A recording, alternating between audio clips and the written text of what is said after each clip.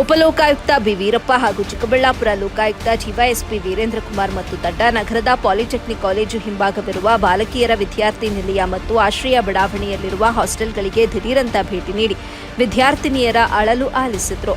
ಕಡಿಮೆ ಮತ್ತು ಕಳಪೆ ಗುಣಮಟ್ಟದ ಆಹಾರ ನೀಡಿದ ಸಿಬ್ಬಂದಿಯನ್ನ ತರಾಟೆಗೆ ತೆಗೆದುಕೊಂಡರು. ಅಡುಗೆ ಕೋಣೆ, ಆಹಾರ ದಾಸ್ತಾನು ಕೋಣೆ, ವಿದ್ಯಾರ್ಥಿಗಳ ವಸತಿ ಗೃಹವನ್ನ ಪರಿಶೀಲನೆ ನಡೆಸಿದ್ರು. ಅಧಿಕಾರಿಗಳು ವಾರ್ಡನ್, ಅಡುಗೆದಾರರು ಮತ್ತು ವಿದ್ಯಾರ್ಥಿಗಳಿಂದ ಮಾಹಿತಿ ಪಡೆದುಕೊಂಡರು.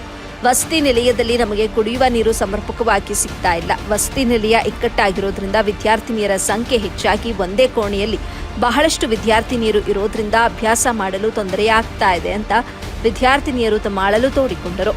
ವಿದ್ಯಾರ್ಥಿ ನಿಲಯದಲ್ಲಿರುವ ಕೆಲವು ಅಡುಗೆದಾರರು ಸರಿಯಾಗಿ ಸ್ಪಂದಿಸುತ್ತಿಲ್ಲ. ಬಟ್ಟೆ ತೊಳೆಯುವ ಸ್ಥಳದಲ್ಲಿ ಗಲೀಜು ತುಂಬಿದೆ. ಕೆಲವು ಸೌಲಭ್ಯಗಳನ್ನು ಸಮರ್ಪಕವಾಗಿ ನೀಡ್ತಾ ಇಲ್ಲ ಅಂತ ವಿದ್ಯಾರ್ಥಿಗಳು ದೂರು ನೀಡಿದ್ರು. ವಸತಿ ನಿಲಯದ ಹೊರಾಂಗಣದ ಸುತ್ತಲೂ ಸ್ವಚ್ಛತೆ ಇಲ್ಲದಿರುವುದನ್ನ ನೋಡಿ ಉಪಲೋಕಾಯುಕ್ತರು ತೀವ್ರ ಅಸಮಾಧಾನವನ್ನ ವ್ಯಕ್ತಪಡಿಸಿದ್ರು.